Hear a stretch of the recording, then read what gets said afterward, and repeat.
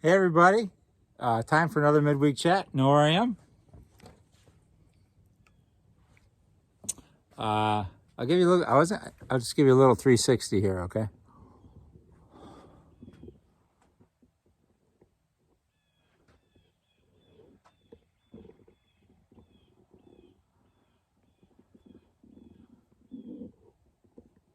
Hopefully that was steady enough not to make you too dizzy. See if I can find where it was here. So yeah, I'm in Hoffman Hills. It's a state recreation area.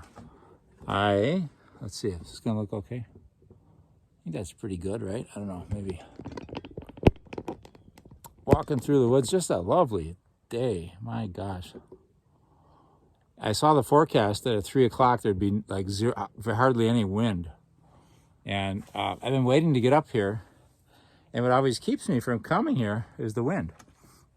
It'd be really nice to come here in maybe 4 weeks when the leaves are really great and colorful. I found a few. I don't know if that's good news or bad news, but this is just a Kleenex. You don't need to see that. Let's see. A little more red there. So fall's coming, right? Speaking of these, we got our tree project coming to St. June. I just picked this up. I like these acorns when they're kind of fresh and tender. I like to actually put them in my mouth and usually I crack them and take the inside. It's just got a little flavor, a little nuttiness. I don't really want to eat it. I don't think it's that good for you, but sometimes it's nice to have something rolling around in your mouth. Let's see, I got another leaf here. Another red one. So that's my leaf collection for the day. It's coming, autumn, right? Still mostly green out there. But our tree project, I mentioned the bulletin. So we've had the emerald ash borer, I think I mentioned it here, decimate a bunch of our trees at church. So we have 3 more to cut down, and then we're going to try to replenish them, plus a few. So we're going to plant 14 new trees. And they're pretty much spoken for. We actually had a generous donation. The person's going to buy all the trees, but we still have the planting expense and the demolition expense. And so I just thought to defray that. I know people like to sometimes have a memorial for someone in their life. I think there's just like two trees left or something that aren't, because I put it in the bulletin. I think like $125. I'm going to try to get a plaque. I think Etsy sells these plaques. Some different vendors on Etsy. It's just flat against the grass, so it wouldn't be a problem for our mower, and just could say, in memory of George Craig or something like that. But we're gonna have a bunch of autumn blaze maple trees put in, and we're gonna have a bunch of red oaks. So I got 2 little yew trees by the back door. I wanted to get some white pines. I saw a bunch of white pines today, but apparently white pines are not something that they sell at tree nurseries. But isn't that a majestic tree? I feel like that's the Wisconsin tree. It's what Wisconsin was built on. All the logging industry back in the 1800s, early 1900s. That Eau Claire was a big part of, right? So let's see. But I think that's all on the trees. We'll have to get those planted the week of September 25th. And the plaque thing will take a little longer once we get names, and I'll have to order them. So, but boy, it was nice walking up here. I don't know how many acres, if it's like 2,000 acres or how many acres are here, but a guy named Dick Hoffman donated the land. And I'm usually here in the winter, but not so much lately because I'm getting old. But in the winter, they have great cross-country ski trails, and they're not for the faint of heart. There's a lot of opportunities to fall and break a leg. So I don't, the last few times I've been here, I don't think I've gone on the hard trails. I used to always, and I was never that great at it, but I knew how to fall. And it's a lot of wisdom there. There's a lot of, to be a good Christian, it helps to know how to fall, and to know into whose arms you're falling, a merciful God, and who can pick you up. So I don't know. It seems like I get here more in the fall and the summer now, just to hike, and less in the winter. But boy, is it beautiful in the winter. Oh, the trees. the trails. I have some nice photographs that I have from there. On the way up, I heard, I think, owls, or one owl. Just a lot of, some birds chirping, and this one owl was really, it's beautiful. Otherwise, just a lot of silence. This is kind of a destination, so some people might come up here during the chat. There's some people. Hey, welcome. I'm just up here doing a little video, but no problem. Stay as long as you want. No worries. Hope I'm not in your way. Oh, no, you're okay. So, hey, these things are in. So we got our directories, right? It's a nice picture on the directory there. And so the deal is, if you had your picture taken for it, then you get one of these for free, because that's how the directory people sort of make money on pictures. We're gonna order some more of those. If you'd like a directory, they'd be like $10. So, but it's good. You know, it's got pictures of everybody, things, you know, the people there, and it's good. What I've heard, unfortunately, is that there's a lot of typos. So I don't know. Let's see. Mac's name is spelled right, M-A-C-K. That's good. Looks like Maynard's are spelled right, Martin's. But I heard there's several errors, and that's too bad if your name had an error. We have great proofreaders, and they read them, so we don't know how that happened. But if you happen to be one and your name's spelled wrong, let me know, and I'll try to correct it on this whole chat thing. So, okay, so those are two big Parish news things. We got the trees being planted and the directories. They'll start coming. You can pick them up during the week at the office or after church, in church, after church. It's gathering space, okay? All right. Let's see, pets. So we have a happy coincidence this year that St. Francis Day, October 4th, is a Wednesday when a lot of our children come to church for their religious education. So we're gonna have 2 pet blessings if you wanna bring your pets. So we'll have one after school. Sometimes parents pick up their kids after school. So if you wanna bring your dog or your iguana or your goldfish, whatever you'd like blessed, we can do that right after school. So like what, 3:30, 3:25. And off the 11th Street parking lot, okay? Not the big back parking lot. And then religious ed starts at 6:15. So if anybody wants to come beforehand, maybe school children that take the bus, or maybe kids coming for religious ed, then 6 o'clock, we'll do that on that Wednesday, October 4th. So it's a heads up, it's a few weeks away. All kinds of little I'll just kind of hit you with one after another. So Christmas masses, it's going to be, the liturgy committee talked about it, came up with a suggestion, pastoral council, then we threw it around at staff, and we kind of keep tweaking it. But in the end, because of choir considerations and families and early masses, and we're not supposed to have one before 4 o'clock. So in the end, so what we're going to do for Christmas Eve, 4 o'clock, 6:30, and 11 o'clock. Okay. And it's probably not everybody's dream schedule, but we think that'll probably be best. And Christmas Day, 9 a.m. Okay. And so put that in your calendar. And we have this kind of unfortunate, I don't know if it's unfortunate or not, but the fourth Sunday of Advent, it's Christmas Eve. So if you want to go to Christmas Eve Mass plus the fourth Sunday of Advent morning Mass, that would be 2 kind of major things in one day, which would be great. Love to see you.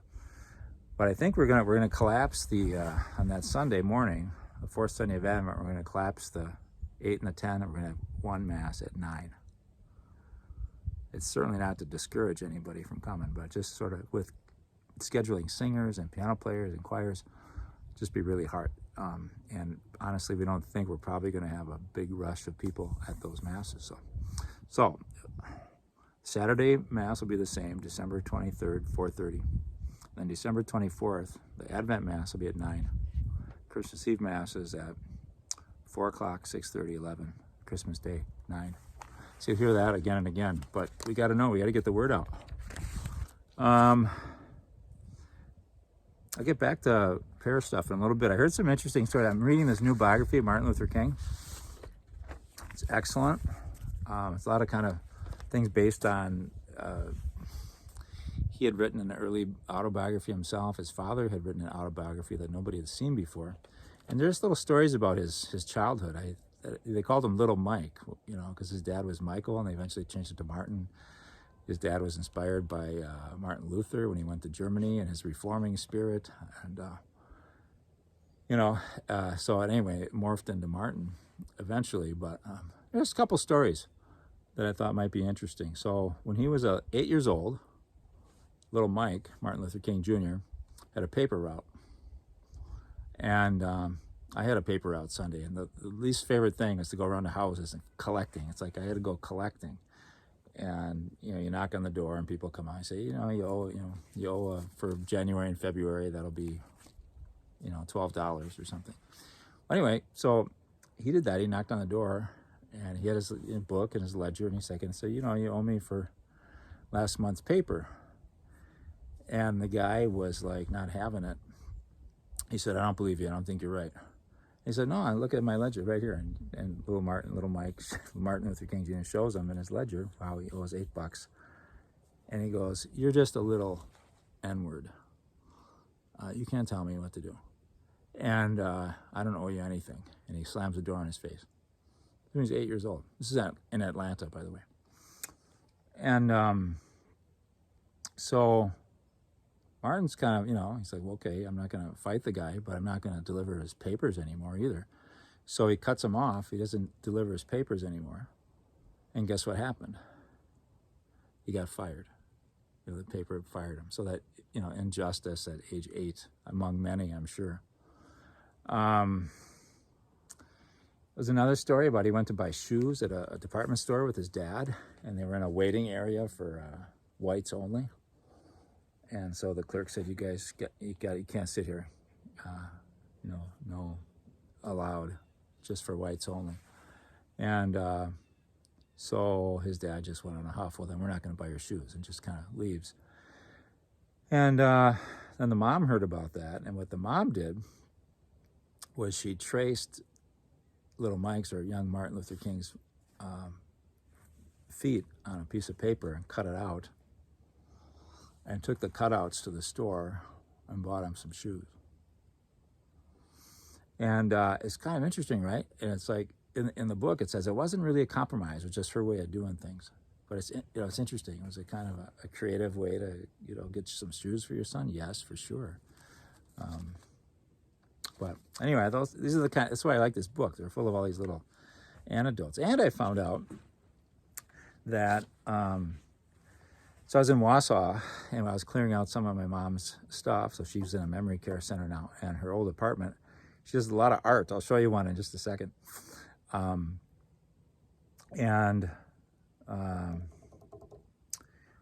So one was a self-portrait by her former art teacher at UW Marathon County. And so my brother said, take it over to UW Marathon County. He's a former professor there. They might want it. So I do. I look up the office number of the art department director, and so I take it over there. He wasn't there, so I just left it at the doorstep with like a baby at the fire station, with a little note on it that said, this is a self-portrait of Mr. Dale, who taught art here, donated by Vivian. So anyway, on the way out, I saw these pictures of Martin Luther King on the wall. And I said, well, that's interesting. So I read it, and he was there. He was at UW Marathon County, May 12th, 1967, when I was 3 years and a month old. And then I Googled, and they had the Wausau Daily Herald, the Record Herald article about that. And it was a pretty hefty, substantial article, and he talked about so many things. It was 67, so as he got, civil rights were always an issue, but a lot of the war and poverty, and he said, so far, we haven't really had to spend a dime for equal rights, like to eat at cafeterias at the same counter and go ride the same bus, have equal access to seats. That didn't cost really anything. But what we really got to go after now is poverty, And so that, Lyndon Johnson, the Great Society, all these things, anti-poverty programs. were going on and how it gets passed on generation to generation. Discrimination has a lot to do, et cetera, et cetera. And so he was really concerned about that and the effect of the Vietnam War and spending all that money on that war that he said was unjust. And that was kind of a lot of the content of his speech. And it said, I was really wondering how that's going to fly in Wausau in 1967. But the paper was all about everybody stood up, gave him a standing ovation, and he moved on to something else. And less than 11 months later, he was shot and killed. So I just think it's a very interesting life. I don't even find as fascinated as I am with Martin Luther. Maybe last year I was in Memphis and I saw where he was killed. But I love his nonviolence. I love how he's rooted in the Sermon on the Mount that Jesus preached. Love your enemies. Pray for those who persecute you. And he's a real prophet for our times. So anyway, as I read this book, I'll share these stories. Hopefully that's somewhat interesting to people, right? And they said he was always torn between his mother, who said, you are someone special, you're as good as anyone else, and a lot of the interactions he'd have with people like that newspaper guy that made him try to feel inferior and less than, He was kind of always had that tension going in his heart. Okay, so we got our, back to some Parish stuff. We got our women's retreat coming up, October 14th, directed by Pam. $40. Please, if that's the only deterrent, that you don't feel like you got that to spare, let me know, and we'll take care of that. I think we have like 2 signed up yet. It's just kind of in the initial stages of getting going there, but should be a real nice day. It's a morning and afternoon, culminating with our afternoon mass. Let's see. Hope mission trip. I just found out. I heard Kelly talking about she's going to do a mission trip.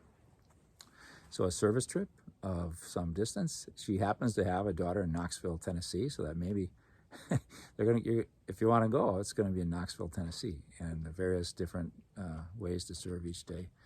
Sorry if I was in your way. No, not at beautiful all. day, I right? appreciate your words. Yeah. Okay. Good. Service. It'll be next June 23rd through 29th. And because it's a big trip and there's cars and paying the places and all that stuff, it'll be a $500 deal, and it's for high school students, and of course a few chaperones that they'll need too. So and they'll do some fundraising too. But so again, if cost is the main thing, let us know. I don't think we can just take care of it because that's a lot, $500. But we're hoping. We haven't really done anything like that. A lot of parishes do. They have a summer mission trip to South Dakota or something, and if you know Kelly, anything Kelly organizes is a blast, and it's good, and it's spirited, and there's good food along the way. So there's already some interest, and I hope that interest grows. So I haven't really looked at my calendar. I think they'd let me go if I wanted to. That'd be great. I used to do those service trips, when I was in campus ministry. Went down to Chicago and things like that, Minneapolis, homeless shelters. I like to do, there's always local stuff too. What is it? We have...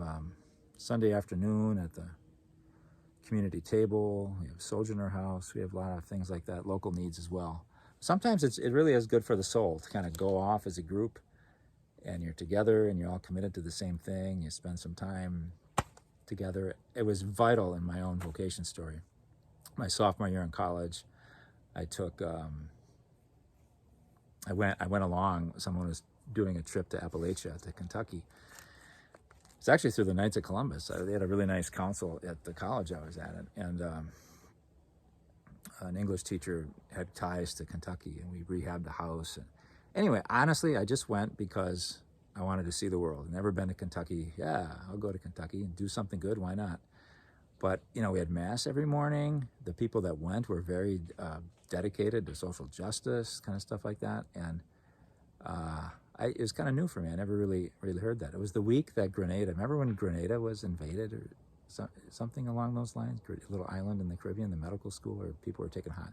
It was that week. It was like October of, I don't know, 83 maybe. But it changed my life. I thought, wow, this is really great to serve with others. Maybe that's why I like praying with the staff and having pretty substantial staff meetings. I think the community that's formed among people that serve is really powerful.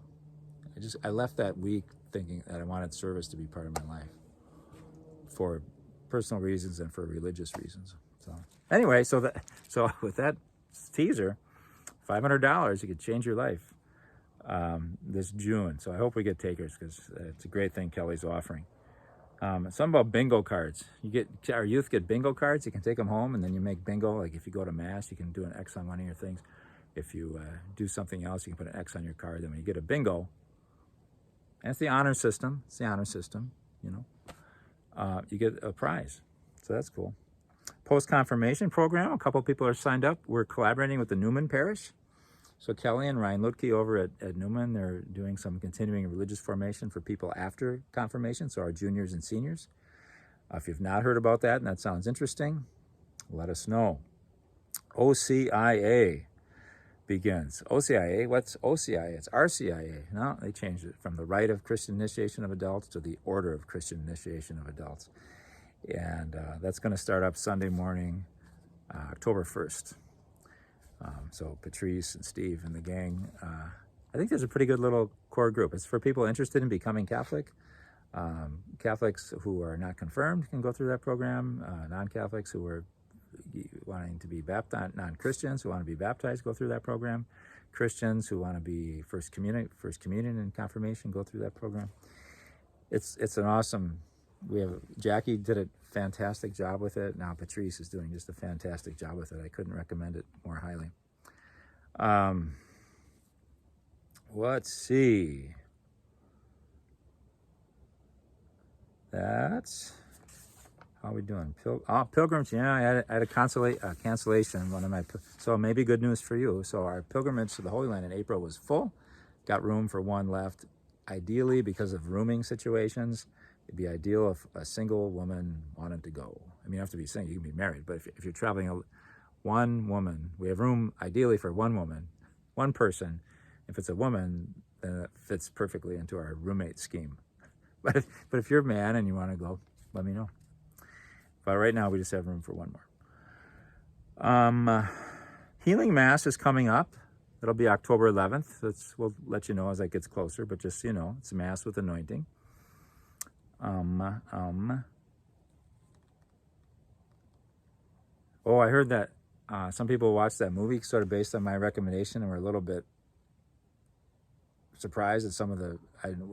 I guess there was just some scenes you wouldn't maybe want your children to watch. I didn't mean it was like a general audience's movie, but that Exorcist movie that I watched. But there were some points I wanted to draw out on that, and I thought it made the priest was the hero for sure, and confidence and Christ's power over the devil and things like that I wanted to mention. But I'm sorry if it led people to watch it and feel a little offended. Hard to avoid that in movies. Doesn't make it right. But Why, we had school mass today. That's good. And as soon as we start mass,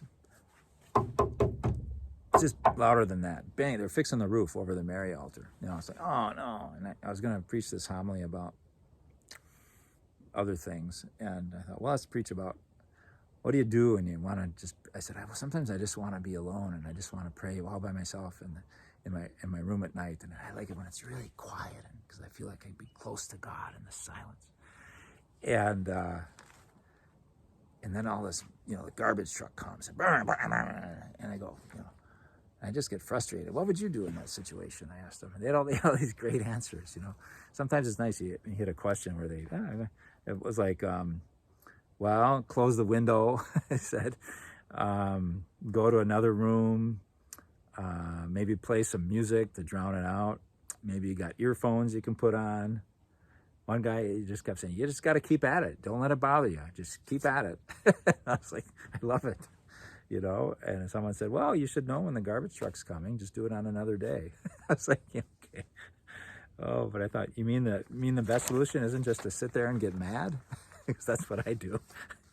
And anyway, so I thought that was great. I learned from the children today a lot. And then I thought, well, we'll get to practice because just banging the whole time. At the Eucharistic prayer, for good or ill, I was kind of hoping it would be loud and banging because I said, well, if it's loud and banging in the Eucharistic prayer, what should we do? And they had all these different ideas, about trying to stay focused. And, in the end, one guy said, you just keep trying it. And I said, yeah, you know what? Because who's prayer for? It helps us, sure. But sometimes we pray to thank God. It's for God. Our prayer's for God. And if God knows we're trying, maybe we get frustrated with our prayer. But if we're out there and we just keep at it, that's pleasing to God, So anyway, but it got quiet after that. And so we didn't get to practice our strategies. Then the gospel today, good gospel, hard gospel. It's Luke's version of the Beatitudes. How are we doing on time? Okay, sure. But basically, I guess all I'll say about it is, Luke's version's a little tougher. Matthew's is, blessed are the poor in spirit, blessed are those who mourn, blessed are the meek, blessed are those who hunger and thirst for justice, blessed are the single-hearted, blessed are those who show mercy. Gotta switch those. Blessed are the peacemakers, and blessed are those persecuted for the sake of righteousness. And today, oh gosh, which ones were they? I don't know them as well, but blessed are those who are poor, not poor in spirit, but are poor. Blessed are those who are weeping and crying.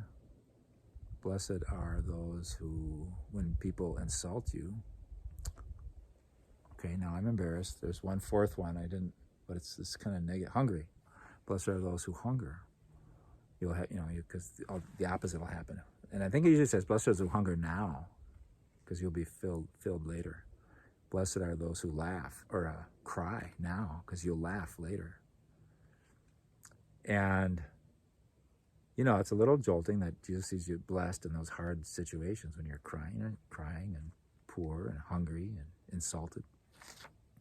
But then he goes into woe. But woe to you who laugh now, because you'll cry later. Woe to you who are rich now, because you'll be poor later.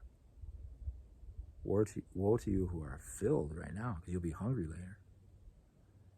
And woe to you when people speak well of you, because that's how they treated the false prophets. And I didn't really get into that too much with them, but I think I read something from a Daily America magazine today, and it was just like, it just reminded me that I think the truth of so much of the good news of the gospel is good news for those who are hurting. It's not necessarily good news for people who are very comfortable and content with everything. And the challenge, if you are comfortable and content with, strong in a position of strength, is to be in solidarity with those who aren't, and to join them in communion. That's the path to salvation. So a lot of the gospel makes a lot more sense if you hear it through the eyes of the poor, or the ears of the poor, or think about you when you're hurting or grieving, or if you're poor, or if you're in grief right now, that the Lord's with you. And he says that won't be the end. I'll lift you, I'll dry your tears, I'll lift you out of that. There'll be a day. And so, I think this article was saying, it was quoting the novel 1984, that the future is most of the citizenry will be lying on the ground with the powerful's boot on their neck, And so for such ones, the gospel's good news. It's like, that's not going to be, in the end, victorious. Blessed are those who have a boot on their neck. They will rejoice and know the power of God and light of God later. So anyway, it's a tough one. Let me just finish with this. You ever see this? This was on my mom's wall. She's can't take everything with her to a new place, but she loved this, and she saw it at some antique shop or wall shop, and it's a picture of a laughing camel and a laughing girl in Mongolia, which is sort of coincidental because Pope's in Mongolia, or was. And on the back, I think she wanted me to have it, because she doesn't usually just put my name, but for some reason she put Father in front of it. Wanted to be extra clear who I was, I guess. But isn't that beautiful? So I put it in my door now, so when I walk into the house, I see that, in case I'm feeling a little grumpy or something. It puts a smile on my face. Hope it puts a smile on yours. Okay, we can take in this beautiful scene here, and God bless you, everybody. Take a nice look out at to the north, maybe. Okay. God be with you. Peace be with you.